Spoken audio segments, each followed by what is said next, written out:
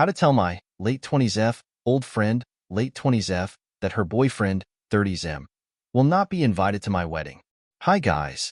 Long-time lurker, first-time poster, etc. The TLDR is that my old friend's boyfriend is a bigot who endangered my partner and I's life when we met him. And I am looking for advice on how to delicately explain the fact that my partner and I will not be inviting him to our wedding. I met my Amy my freshman year of college, when we were paired up for an in-class assignment, and we immediately hit it off.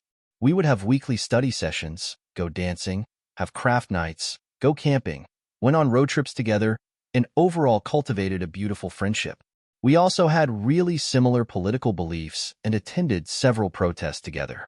All of this is to say that Amy and I had a deep friendship and that, up until the moment that I met her boyfriend, I believed that we had the same fundamental values, and I would have trusted her with my life. I moved to a different city once I graduated, and although our friendship became a bit more distant, we still called each other once a month. I would also make sure to make plans with her whenever I was in her city, my hometown. About a year after my move, I met my partner, and shortly thereafter, Amy met her boyfriend. We were both super excited for each other, and based on the way that Amy described him, her boyfriend seemed perfect for her.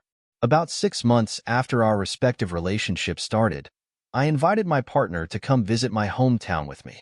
Naturally, I told Amy that we would be in town, and she invited my partner and I to stay with her and her boyfriend on his ranch. I think this is where I fucked up. I agreed right away even though I had never met this man and his ranch was about an hour away from the closest city.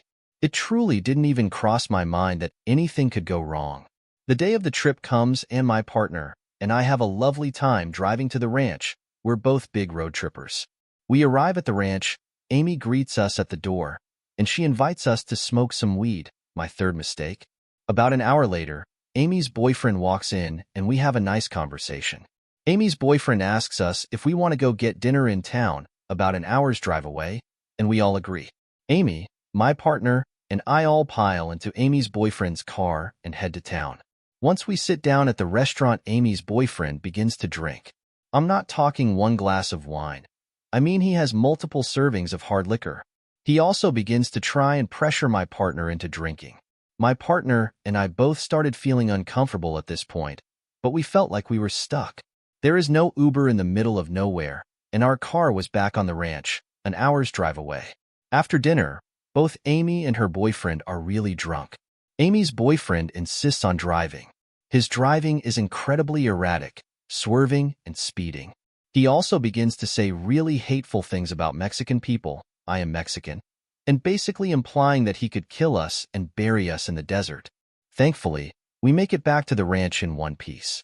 My partner and I say that we're tired and Amy's partner shows us the couch, minor point all things considered, but he did not give us blankets or pillows.